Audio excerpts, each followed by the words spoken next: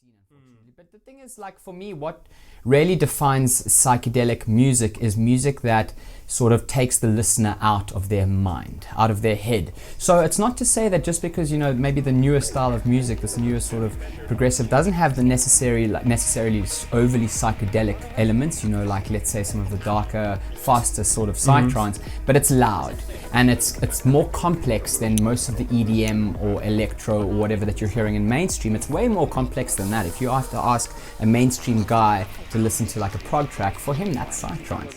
About a deeper, basic understanding of the universe. This is the flower of life.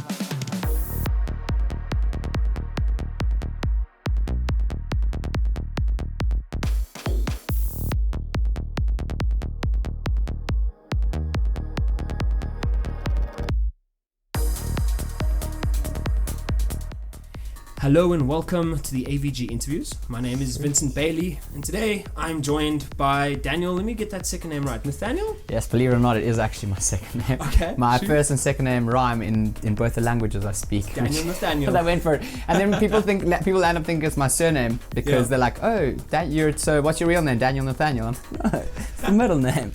Okay. But yeah.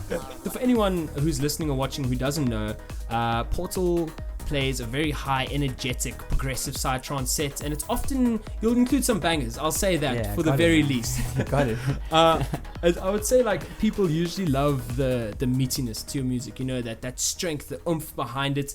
And even back in your Creator 2012 set, that was banging. So the thing about the Creator 2012 set was my first like real outdoor festival that had been marketed and stuff like that. And I actually listened to that set the other day, and to be honest, obviously my sound's changed a lot in the 7 years or whatever, but those tracks still have the same sort of energy that the sets that I have today have. You know, I think a big influence in that is electro. I used to love electro, and electro always delivered this like really banging drop, you know, and I guess that sort of throws people into that feeling of just like jamming, you know. When the drop's big, you can't ignore it. That's the bottom line. And for me, I love that aspect to electronic music. It's like a big drop just has such an important impact. And obviously, you look at the trend, you see a lot of the guys who are successful, their sound's big, you know. Very and big. there's a bit of like, I mean, some guys get maybe a little bit too loud, but you gotta love a big drop, man. 100%. Completely. And talking about big drops, when you're DJing and you're trying to kind of hype up a crowd, obviously you have to be a certain energy level yourself, and I think that's why people connect with you so much as a DJ. So where do you get your energy? Do you like consciously work to improve it, or is it kind of everything that your life has kind of just become? So I know, look, first of all, I know what you're talking about, and I think in this day and age we can all accept that stage presence is a big part of performance. If you're an artist that doesn't have a stage presence, your music better be goddamn good, you know. And it's not to say that stage presence takes the place of good music, but when you have a sort of nice combination of the two, that's unstoppable for me. If you've got good music and a great energy, people will remember your sets forever. And to be frank, I've always had that energy in my set because there's something that happens. I don't know what it is, but as soon as I get up there and as soon as I press play, everything just like lights up. It doesn't matter if there's 2 people on the dance floor or 2,000 people or 20,000 people. It's the same thing for me. Got that energy. The second I start playing music for someone else, it feels like an energy transfer, and I get excited about that. And especially the music gets me amped. I never play music that I wouldn't like get excited about. That's how I know what will work in my set and what won't, you know. Rather than thinking about, what will the crowd like or what the crowd not like, it's what I will like, because when I'm jamming, I find that everyone responds, you know. Every DJ knows that playing sets is like an energy transfer between the DJ and the crowd, and it's really a real thing. And for me, I love that. I feed a lot off that. Definitely. Yeah. Talking about energy transfer, I've noticed kind of something that pops up a lot in your social medias, and that's a bit of ancient geometry. Yeah. So talk about that. You spiritual yourself, or what would you consider yourself? Yeah, I mean, look, to be honest, a lot of people, I guess many people don't know this, but I grew up quite religious. I was religious for most of my life, and I think that coming out of that sort of religious sort of headspace and stuff, finding my own feet and understanding, I was always drawn to spirituality. I think that's what drove my religious sort of lifestyle, I guess. But once I've broken away from that, and thank God to the help of I don't know how PG rated the show is, but LSD pretty much opened my eyes to the geometry of the universe. You know, sacred geometry is the language of the universe. It's the mathematics behind the program here. So for me, I'm highly drawn to that, and I love the intersection between that and the music that we do and follow and stuff. And you know, obviously there's this big discussion between what is psychedelic and psytrance. A lot of the new age music maybe doesn't qualify as psychedelic as some of the older stuff, but at the same time it all sort of touches on that sort of, you know, belief that there's something greater and the sort of the running the master plan behind the universe, you know, which for me sacred geometry is. It really, the more you learn about it, the more you can see how prevalent it is in every day, you know. So I kind of love that, and it's beautiful.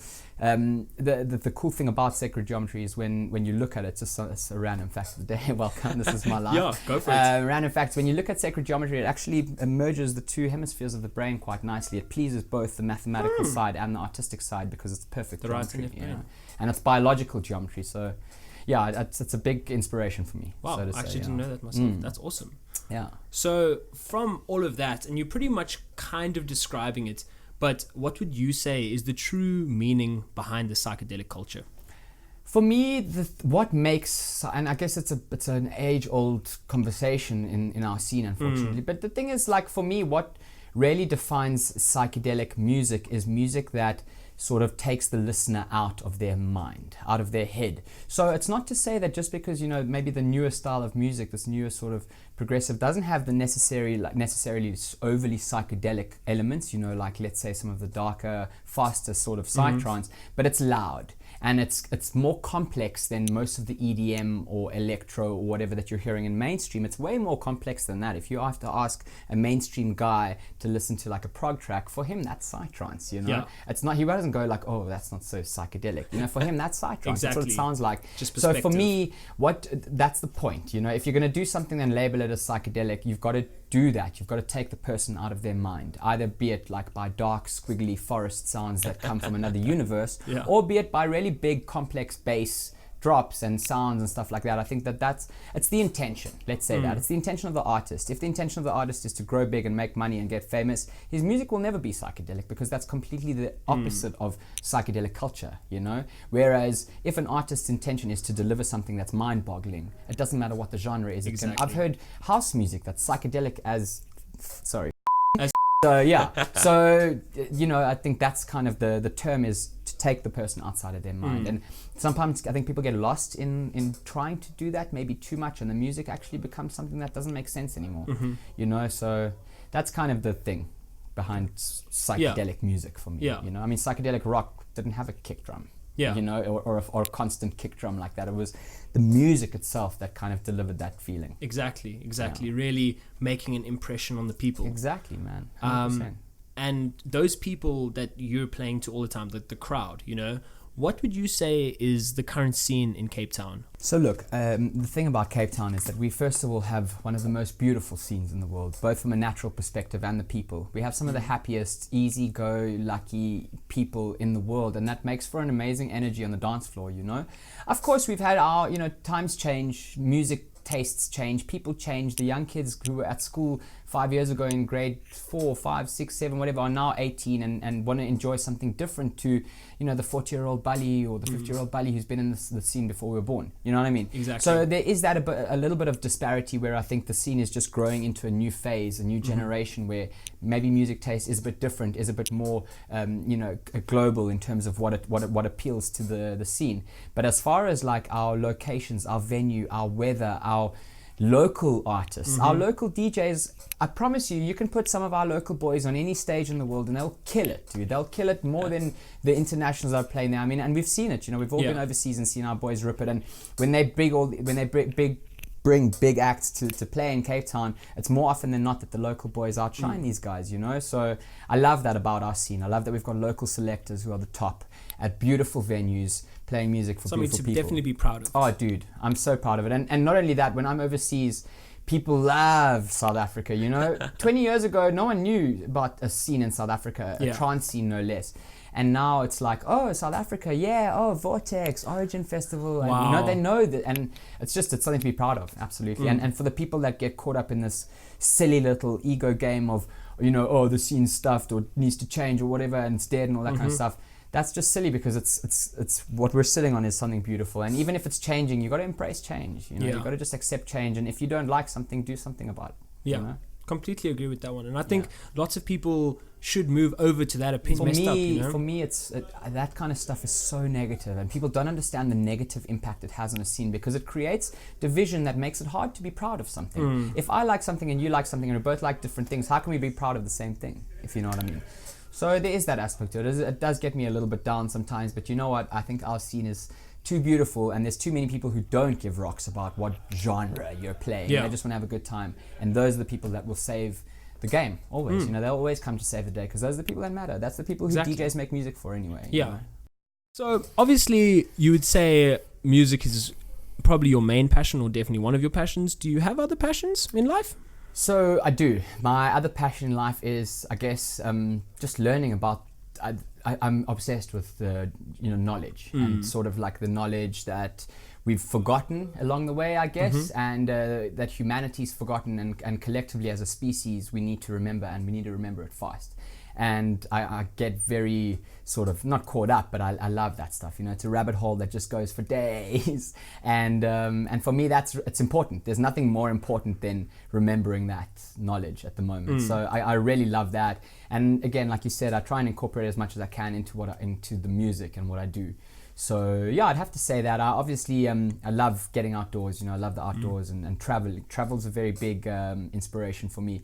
I got into music to travel. That was always the reason for me was, if there was a way that I could travel the world and, through music, i.e. for the music to be able to help me pay for those travels, golden. And for me, I've been able to thank goodness and just really grateful for it, but been able to travel a lot with the music. So that's awesome. That's a big passion of mine outside of the music, is the travel, meeting people and experiencing new places. I love that stuff. Yeah. It's awesome.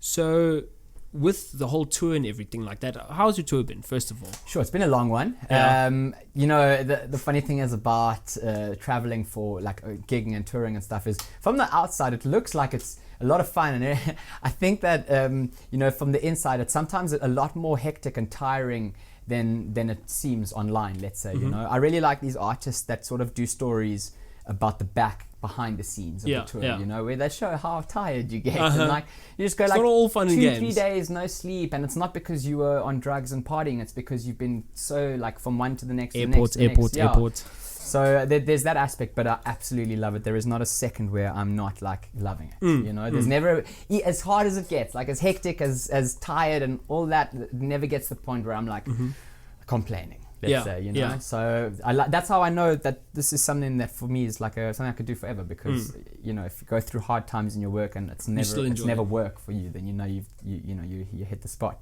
So yeah, this tour's been incredible. Australia, amazing. It was my first time playing there. Obviously went over with the Hippie Mafia boys, and we played at a festival called Blossom Festival in Perth. Really incredible. I suggest if anyone's ever out there, that's the one to go to in Perth. And it was amazing to just party with the Aussies. Hey, awesome people. Yeah, I've heard the scene is quite crazy there. Yeah, and they have like a multi-genre lineup. So for them, they don't really structure around the flow like we do, where flow is like paramount. They have multi-genre. There's still a flow to it, but you'll have like glitch hop into like melodic sort of techie stuff into I didn't like know that side, myself. So that I love that. It was so fresh. You just. Because sometimes at psytrance parties it can get a bit monotonous. You're just hearing the same beat all the time, which is great for the psychedelic environment. But to see and experience something different was awesome. Yeah, I can imagine. Yeah, and now back home, and then next week got a Halloween party in a place called Lübeck in Germany, and then off to Israel before coming back here. Yeah. Exciting times. Yeah, man, I'm going to be here for the summer actually. So I'm going to be here for a couple months over the summer. Okay, that's exciting. And looking forward to what it brings. I'm sure Cape Town people are just like, woo! Yeah, I hope so, man. I hope so. I love playing here. For me, it's my favorite place in the world to play. I think between here and Switzerland, my favorite crowds. Okay, yeah. Wow. And obviously you don't only tour with your own stuff, you also do things through open bookings. Sure, yeah. And obviously I saw you, when was it? Back in the Somerset West by Amex, there was an open booking showcase. Yes, open booking showcase. And that was really, really cool. And what I've noticed from open bookings, you can always kind of expect a quality vibe, quality music. Yeah, we try to. A good mix, So tell me, how did open bookings come to be? So as I mentioned in the beginning, with the being able to speak Hebrew, when a lot of the Israeli guys would come out, it eventually just made sense that I could help bridge the gap between the promoter and the artist. And there wasn't really an agency vibe. There still isn't really, sort of the agency infrastructure within the music industry for psytrance, let's say. So it was a big step in sort of like educating and getting promoters open to the fact that we can help out with that, and sort of help mediate that. And we've been blessed to be able to bring some of the biggest names in the world to Cape Town, and it's been really special. Obviously, not only in psytrance, but also with the Brazilian bass sound and events like Get Real and some really, really big artists that I'm not sure would have otherwise, come to South Africa. So that's been a really proud thing for us. And the main goal was always to bring quality to South Africa and to take our quality abroad. So, over the last couple months, we've really started pushing on that and had the chance to, like with Hippie Mafia go in Australia, it's been really special. So that's a big goal for us. And I guess it just developed over time where more parties, more artists. We're blessed to work with some of the biggest names in the industry who are really great guys. It's really special to work with them and bring them home. So for the showcase evenings themselves, what kind of vibe are you going for? Are you going for the people to see the music, or you're also to get the people exposed to the locals? So that's pretty much the whole idea of the showcase. The showcase is built around showcasing the headlining sound, let's say. So in ADE, we have a new signing. At ADE, our showcase was based around Machi, who's a melodic house producer from Berlin. Cool. And we really wanted to showcase his sound as part of our brand. So the showcase was sort of like a way to show that the new connection, the new collaboration. But in South Africa, I think it's more of a way for us to really showcase the talent that we've got on the roster together. It's not often that we get Mogi, Rumash, Hippie Mafia and myself booked in the same lineup. So for us to get that whole thing into one lineup allows us to showcase sort of the variety and the range of the roster that we've got. So that's sort of the premise of doing the local showcases, which will eventually become a bigger showcases, showcasing international names with the locals. That for me is also a nice little angle, is to bring international names to give weight to a nice local lineup that would allow the local boys to sort of shine in that space. Exactly. Do you try and incorporate live yourself? So that's what the thing is, for me it's been quite a long journey with the production, because trying to manage the agency and the production at the same time hasn't been easy. You don't really see too many producers who have that's why I was shocked. A label, agency or whatever, because it does just take up all of your time. You've got to decide. So doing both has been really, really difficult, but in the coming year, I'm going to be exploring a full live setup for the house project. For the Psytrance, I love incorporating other people's music into the set, because there's some really awesome tracks being shown at the moment. But because I was able to sort of take this house thing on from scratch, I don't really want to focus on having a DJ set with live tracks incorporated. I'd rather have a fully live set. So that's something I'm gearing towards and working towards. Nothing for me takes the place of a full live set with with everything that you can see. It adds that human natural connection 100%, to it. 100%. There's this engagement factor that's unparalleled. Don't get me wrong, a DJ banging it on the CDJs, killing it. Also great. Perfect track selection, perfect, everything's working out, also amazing, super engaging. But the live thing brings this whole like live experience, it makes everyone feel in the moment. So very, very about that, absolutely. It has come to that stage of the interview where we're going to let the listeners and watchers know anything that you may be up to, whether it be music-wise, open bookings, anything. So camera's open. Plug away. All right, sweet. So I guess something really awesome that I'm looking forward to. I'm not too sure when AVG is going to be putting out this interview, but I'm going to be over the next few months, over the summer in Cape Town, in South Africa. So I'm looking really forward to, just spending a nice long period of time in the summer with everybody. And there's lots of new tracks coming out. As hard as it is to spend time in the studio with how busy everything is, the stuff that is coming out I'm really excited about. So, and I think everyone will be as well. It's been a while since. Both from the Psy side and from the house side as well. Got some real interesting ones coming through.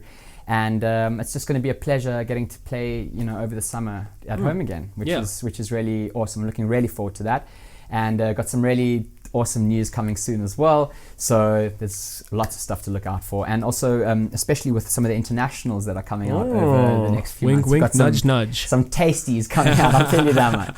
So lots to look forward to, I guess. Yeah. Awesome. Yeah. Well, on behalf of AVG, welcome back to Cape Town. Thank you so much for joining us for the 100%. Interview.